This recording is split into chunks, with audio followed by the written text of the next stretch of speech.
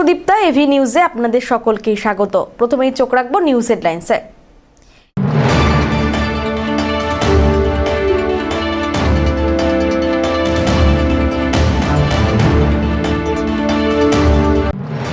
আজ দোল উৎসব। দোল খেলায় পেতে উঠেছে বঙ্গবাসী। জলপাইগুড়ির জায়গায় জায়গায় দোল উদযাপন।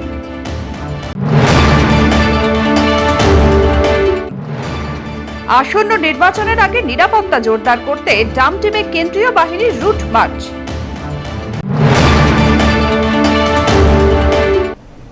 এবার আসছে বিস্তারিত সংবাদে। সারা দেশের সঙ্গে তাল মিলিয়ে রঙের উৎসবে মাতল জলপাইগুড়ি শহরবাসী। মঙ্গলবার সকাল থেকে শহরের বিভিন্ন প্রান্তে আবিরের রঙে রঙিন হয়ে ওঠে পরিবেশ। বসন্তের আগমনী বার্তার সঙ্গে মিলেমিশে দোলের আনন্দে মেতে ওঠেন ছোট থেকে বড় সকলেই। শহরের একাধিক স্থানের পাশাপাশি দিশারি ও মিলন সংঘের উদ্যোগে আয়োজিত হয় বিশেষ বসন্ত উৎসবের অনুষ্ঠান। সকলেই একে অপরকে আবির পরিয়ে শুভেচ্ছা বিনিময়ের মাধ্যমে অনুষ্ঠানের সূচনা হয়। ধীরে ধীরে সেখানে ভিড় জমাতে থাকেন এলাকাবাসীরা। রঙের উচ্ছ্বাসের পাশাপাশি সাংস্কৃতিক অনুষ্ঠানও ছিল উৎসবের অন্যতম আকর্ষণ। গান নাচের মধ্য দিয়ে মঞ্চে প্রাণের সঞ্চার করেন অংশগ্রহণকারীরা। 8 থেকে 80 সব বয়সের মানুষই স্বতঃস্ফূর্তভাবে অংশ নেন এই আনন্দোৎসবে। আয়োজকদের পক্ষ থেকে জানানো হয়, সম্প্রীতি ও সৌহার্দ্যের বার্তা ছড়িয়ে দিতেই প্রতি বছর এই বসন্ত উৎসবের আয়োজন করা হয়। উপস্থিত সকলের জন্য ছিল বিভিন্ন রকমের খাবার ও মিষ্টান্নের ব্যবস্থা।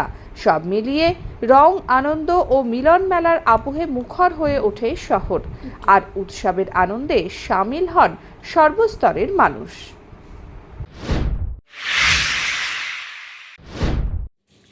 আসন্ন নির্বাচনের আগে নিরাপত্তা জোরদার করতে জলপাইগুড়ি জেলার মাল ব্লকের ডামডিম এলাকায় রুট মার্চ শুরু করল কেন্দ্রীয় বাহিনী। মঙ্গলবার সকালবেলায় বাহিনীর জওয়ানরা ডামডিম মোড় থেকে রুট মার্চ শুরু করেন। সূত্রের খবর, ডামডিম গ্রাম পঞ্চায়েতের অন্তর্গত বিভিন্ন এলাকা পরিক্রমা করে বাহিনী ডামডিম মোড় হয়ে রুট মার্চ পৌঁছয় রানীচেরা চা বাগানের বালাবাড়ি ডিভিশন এবং শাইলি চা বাগানের বেদবাড়ি ডিভিশন সহ একাধিক এলাকায়। স্থানীয় বাসিন্দাদের সঙ্গে কথা বলে শান্তি শৃঙ্খলা বজায় রাখার বার্তাও দেন জওয়ানরা। প্রশাসনিক সূত্রে খবর, সাধারণ মানুষের মধ্যে নিরাপত্তা বোধ বাড়ানো এবং যে কোনো রকমের অপ্রীতিকর ঘটনা রুখতেই এই রুট মার্চের আয়োজন করা হয়েছে। আগামী দিনেও এলাকায় টহলদারি আর নজরদারি জোরদার থাকবে, এমনটাও জানানো হয়েছে। অমিত বণিকের রিপোর্ট।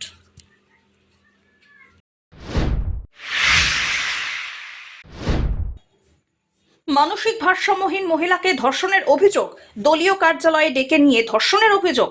জলপাইগুড়ির বিবেকানন্দ পল্লীর নিতাই রায় নামে এক বিজেপি কর্মীকে আটক করে পুলিশের হাতে তুলে দিল উত্তেজিত জনতা। অভিযুক্তকে গ্রেপ্তার করেছে কোতোয়ালি থানার পুলিশ। বুধবার তাকে আদালতে হাজির করা হবে। ঘটনাকে চক্রান্ত এবং অভিযুক্ত দলের কেউ নন বলে দাবি জলপাইগুড়ি জেলা বিজেপির। স্থানীয়দের দাবি, ধৃত নিতাই বিজেপির সক্রিয় কর্মী। রাত্রিবেলায় বিজেপির বিবেকানন্দ পল্লী কার্যালয়তেই থাকেন। মঙ্গলবার রাত্রিবেলায় 1টা নাগাদ এলাকায় ঘুরে বেড়ানো এক মানসিক ভারসাম্যহীন মহিলাকে দলীয় কার্যালয়ে ডেকে নিয়ে গিয়ে ধর্ষণ করে। মহিলার চিৎকার শুনে আশেপাশের লোকজন এসে নিতাই রায়কে আটক করে পুলিশের হাতে তুলে দেয়। মহিলাকে উদ্ধারের পাশাপাশি অভিযুক্তকে গ্রেপ্তার করে পুলিশ। ঘটনাকে তৃণমূলের পরিকল্পিত চক্রান্ত এবং ধৃত দলের কেউ নয় বলে দাবি বিজেপির।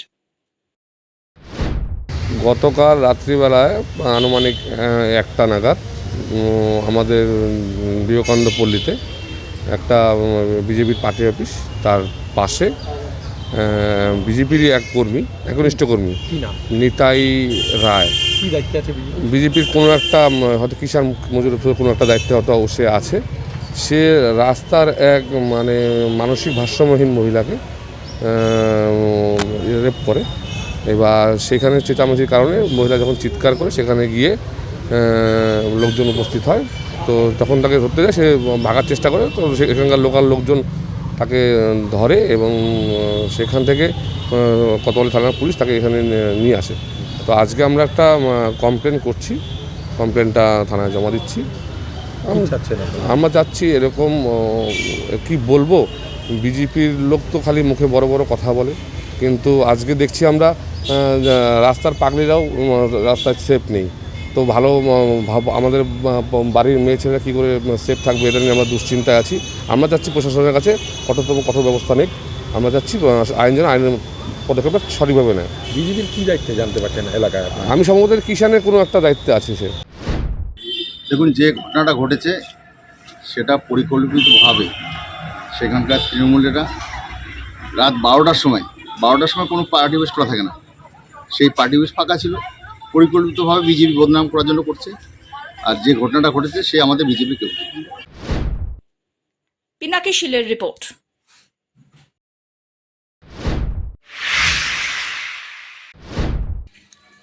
এসআইআরের প্রকাশিত ভোটার তালিকায় নাম ডিলিট। জলপাইগুড়িতে অবসাদে আতঙ্কে আত্মঘাতী মোমো বিক্রেতা। জলপাইগুড়ি শহরের 11 নম্বর ওয়ার্ডের বাসিন্দা গৌরাঙ্গ দে ভাড়া থাকতেন শহরের 10 নম্বর ওয়ার্ডের নয়া বস্তিপাড়া এলাকায়। পরিবারের দাবি দীর্ঘ 40 বছরেরও বেশি সময় ধরে ভোট দিয়ে আসছেন, কিন্তু কোনো কারণে 2002 সালের ভোটার তালিকা থেকে নাম বাদ পড়ে যায় তাঁর। শুনানিতেও যান, তথ্যও জমা করেন, তারপরেও নাম ডিলিট হয়ে যায়। মঙ্গলবার সকালবেলায় বাড়ির বাথরুম থেকে ফাঁস লাগানো অবস্থায় উদ্ধার হয় গৌরাঙ্গ বাবুর দেহ। পুলিশ এসে মৃতদেহ ময়না তদন্তের জন্য নিয়ে যায়। খবর পেয়ে বাড়িতে ছুটে আসেন জলপাইগুড়ি পুরসভার চেয়ারম্যান সৈকত চট্টোপাধ্যায়। এমনি কিছু হয় নাই, এসআই আমাদের 2002 নাম নাই, তারপর থেকে হিয়ারিং এ ডাকলো, তারপরে গেল, তারপরে যাই আসলাম হলো না, তারপরে আবার ডাকলো ডকুমেন্টস। আমার ওর তো ভাই বাবা কেউ নাই, কার ডকুমেন্টস আমি দিব? ওর নিজের যদি কেউ না থাকে। তারপরে ও একটা মনে বড়বড়া যে কি যেন কি হবে এই কথা বলে যাচ্ছে। তারপরে আবার সেদিন না ডাকলো, পরে কালকে আমরা সারাদিন থেকে আসলাম, তখন ওর মনটা ভেঙে যাচ্ছে যে সারাদিন এটা হচ্ছে না, তুই থাক, আর হবে না আমার, এই হলো ব্যাপার। তারপরে কালকে আসার পরে কিছু তো বলে নাই, ওই একটা চিন্তা মনে করছে, মনটা মরমরা। তারপরে এই ঘটনা সকালে দেখছি বাথরুমে যাই, তাছাড়া বাথরুমে যাই দেখলাম ওর গলায় দড়ি লাগায় বসে ঝুলে আছে, এটাই দেখলাম, আর কিছু না, বসে ঝুলে আছে। হ্যাঁ, পরে পুলিশ আসলো, এসে নিয়ে গেল, কেন আমরা তো নিতে পারবো না। কারণে কিছু না, ওনার এসআই কোনো ব্যাপারই হবে, চিন্তা করছে এরকম, আমার কি হবে, নাম না থাকলে আমি এখানে থাকতে পারবো কিনা, এগুলো একটা চিন্তা ভাবনা হচ্ছে। এখন বয়স হচ্ছে তো, এগুলো একটা ভাবনা তো আসবেই। টিভিতে পুরো খবর দেখে সবসময় এসআর এগুলো দেখতে থাকে, খবর সবসময় দেখতে থাকে। ছুটে আসার মতোই ঘটনা। কারণ হচ্ছে যে গৌরাঙ্গ দে 62 বছর বয়স, দীর্ঘ প্রায় 42-43 বছর ধরে যিনি ভোট দিচ্ছেন, তার নাম 11 নম্বর ওয়ার্ডে, তার নাম ডিলিটেড। এবং তিনি কালকে গেছিলেন আমার কাছে, আমি ওনার আবার অনলাইনে ফর্ম 6 ফিল আপও করে দিয়েছিলাম। কিন্তু তারপরে বাড়িতে আসার পরে বলছেন উনি নাকি, আমি এত বছর ভোট দিলাম, নির্বাচন কমিশন আমার নাম বাদ দিল কেন, এবং আমাকে নির্বাচন কমিশন আমার গণতান্ত্রিক অধিকার কেড়ে নিল কেন। অ্যাকচুয়ালি আমি আপনাদেরকে খুব ক্যাটাগরিক্যালি বলি, এটা শোকের মুহূর্ত, রাজনীতির মুহূর্ত না। ভারতবর্ষের নির্বাচন কমিশন একটা স্বশাসিত সংস্থা, কিন্তু তারা এখন ভারতের কেন্দ্রীয় সরকার, বিজেপি সরকারের এখন দলদাসে পরিণত হয়েছে, এবং একের পর এক প্রাণ, 160টা মৃত্যু হয়েছে এই এসআইআরে, আজকে আরেকটা মৃত্যু হলো। এই মানে এটা হচ্ছে মানে জালিয়ানওয়ালাবাগে একটা গণহত্যা হয়েছিল, আর এটা হচ্ছে গণতন্ত্রের হত্যা হচ্ছে, আর একটা সেকেন্ড জালিয়ানওয়ালাবাগ। ঠিক আছে, একটা মানুষ নিজের প্রাণ কেড়ে নিল, কতটা আতঙ্কে সে ভুগছিল।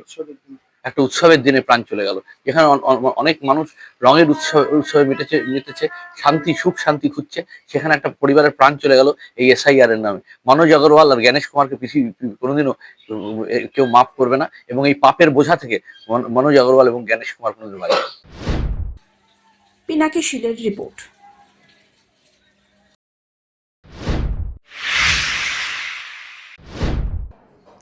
রেড ক্রস সোসাইটির কিছু সদস্যের বিরুদ্ধে অবৈধ কাজের অভিযোগ করল খোদ রেড ক্রস সোসাইটির সদস্যরা।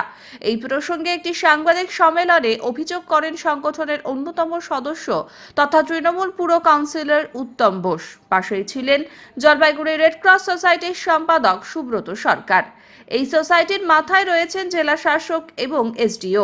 এমন একটি আন্তর্জাতিক স্বেচ্ছাসেবী সংগঠনের নাম ভাঙিয়ে বাজার থেকে টাকা তোলার অভিযোগ করে উত্তম বোস বলেন, বেশ কিছু সময় ধরে কিছু সদস্যের বিরুদ্ধে এই অভিযোগ উঠে আসছে, যদিও উত্তম বোস নির্দিষ্ট কারো নাম প্রকাশ করেননি, এমনকি এই বিষয় নিয়ে থানা বা জেলা প্রশাসনের কাছে লিখিত অভিযোগও দায়ের করেননি। এছাড়াও আগামীতে এই বিষয়ে কী ধরনের পদক্ষেপ গ্রহণ করা হবে তা নিয়ে এখানে আলোচনা করা হয়েছে। আমাদের রেড ক্রসের তো আমাদের যে প্রেসিডেন্ট ছিল ডিএম স্যার এবং ভাইস প্রেসিডেন্ট এসডিও স্যার,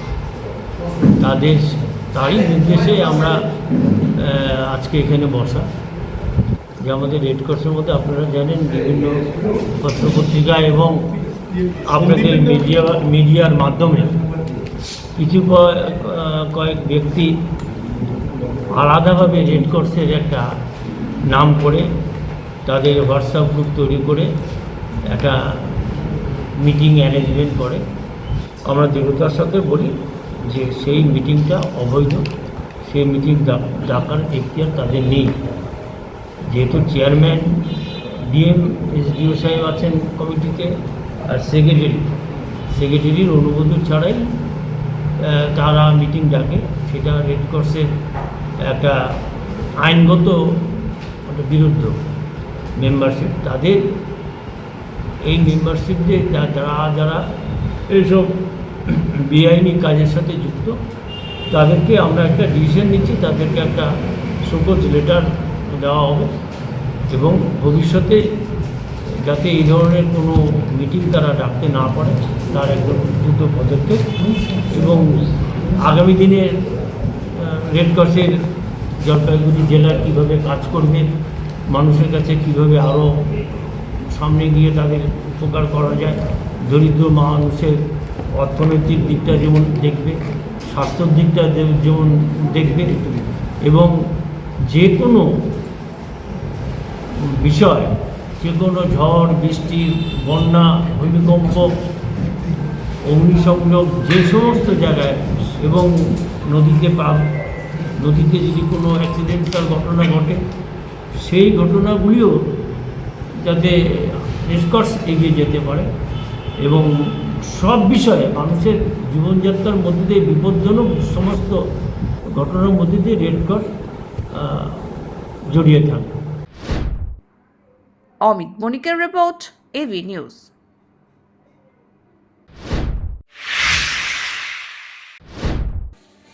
দোল উৎসবকে ঘিরে চারিদিকে সাজো সাজো রব, আবির খেলায় মুখর আপামোর জনগণ, তারই সঙ্গে নাচ গান হই হুল্লোড়। তার মাঝে আনন্দকে মাটি করল ষাঁড়ের তাণ্ডব। আতঙ্কে কাঁটা জলপাইগুড়ির মোহিতনগর এলাকার বাসিন্দারা। ষাঁড়ের হামলায় জখম হন এক মহিলা সহ 7 জন গ্রামবাসী। আহত মহিলাকে জলপাইগুড়ি মেডিকেল কলেজের সুপার স্পেশালিটি হাসপাতালে ভর্তি করা হয়। তার আঘাত গুরুতর বলে জানা গিয়েছে। ষাঁড়টিকে দ্রুতই ধরে নিয়ে যাওয়ার জন্য প্রশাসনের দ্বারস্থ হন বাসিন্দারা। এটা 4-5 দিন থেকে একটা কোথাকার ষাঁড় গরু আমাদের বাড়িতে আসে, আর এসে আমাদের একটা গরুর ঘর আছে, ওই গরুর ঘরের মধ্যে থাকে। আমাদের গরুর আশেপাশে যায় না, গরুকে আমরা ঘরে ঢুকাইতে পারি না, গরুকে ওই জন্য বাড়ির বাইরে রাখি। আর ও এসে ঘরে থাকে, আর ঘরের থেকে খালি লক্ষ্য করে যে বাড়ির আশেপাশে কোনো লোক যাচ্ছে কিনা। যেই লোক যাচ্ছে তার পিছনে এসে সমানে ধাওয়া মারে, তাকে ফেলে দিয়ে তার উপরে শুয়ে পড়ে। আর আহত তো 7-8 জন তো আমার বাড়ির থেকেই হয়েছে। আমার এই যেখানে এইখানে, তারপরে এই যে ঘাড়ের এই যে, তারপরে আমার হচ্ছে যে পায়ের এইগুলো যখন এখন ফুলে আছে, আমি হাঁটতে পারি। হ্যাঁ একজন মহিলা, মানে আমারই নিজের বোন, তাকে ওই অন্তত পক্ষে 700 মিটার দৌড়া এনে এই যে দোকান ঘরটা দেখেন, এই দোকান ঘরের মধ্যে লুকাইছিল, এই দোকান ঘরের ভিতরে ঢুকে ওকে করছে জলপাইগুড়ি সদর হাসপাতালে। ওনার হচ্ছে এখন তো বুকের এক্সরে হয় নাই, বুকে লাগছে প্রচন্ড, আর হাত পায়ে ইসিজি কি করতেছে। এটা ঘটনা 5-6 দিন হয়ে গেল।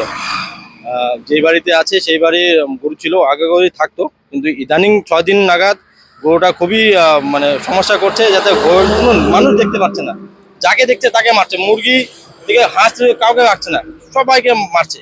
জানি না কি হয়েছে, মুখ লালা পড়ছে আবার এদিকে। আমাদের কালকে আমি দেখতে আসছিলাম, কালকে আমাকেও তাড়া করছে,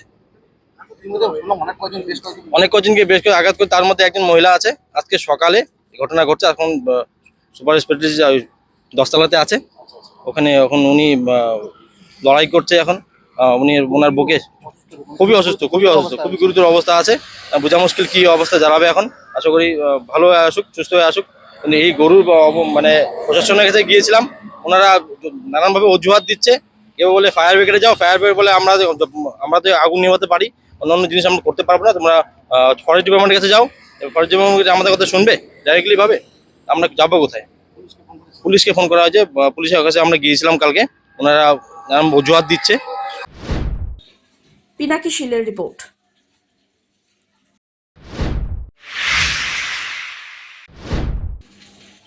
এ এক বিরল দৃশ্য।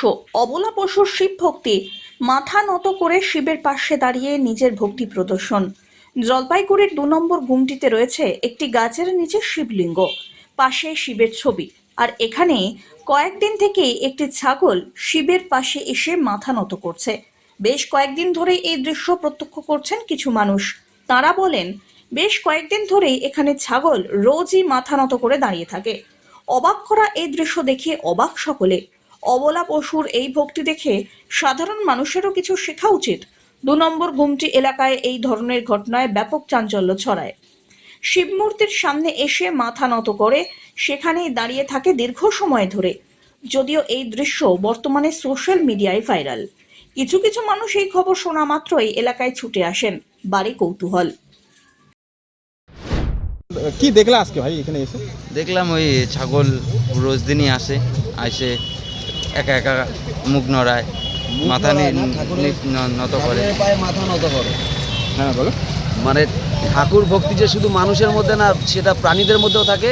এদেরকে দেখলে পরে সেটা বোঝা যায়। প্রতিদিন ও এসে এখানটায় বাবার পায়ে মাথা নত করে ওর রেগুলারে কাজেও বের হয়ে যায়। কাজ বলতে খাওয়া দাওয়া কাজে বের হয়ে যায়। এই দৃশ্যটা কি অবাক করা দৃশ্য না? অবাক করা দৃশ্য তো এইটাই, যে ও ঠাকুর যে মানে এরাও যে ঠাকুরকে মানে, এদেরকে দেখলে পরে এটাই বোঝা যায়। তাছাড়া সাধারণত মানুষের ভিতর থেকে এখন ঠাকুর দেবতার উপর থেকে ভক্তি উঠে গেছে, ভক্তি শ্রদ্ধা উঠে গেছে, কিন্তু এদেরকে দেখলে পরে ঠাকুর দেবতার উপর ভক্তিটা তবু আসে। এই আসে কি করে রোজ?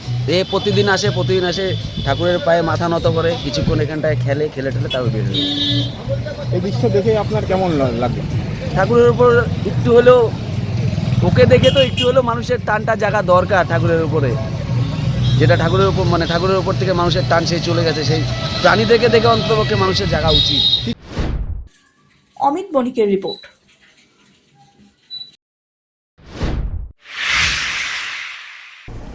শেষ করবার আগে নিউজ হেডলাইন্স আরো একবার।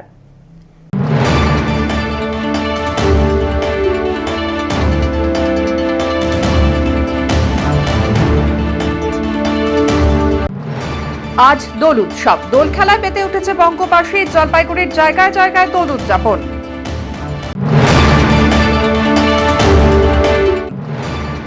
আসন্ন নির্বাচনের আগে নিরাপত্তা জোরদার করতে ডামটিমে কেন্দ্রীয় বাহিনীর রুট মার্চ।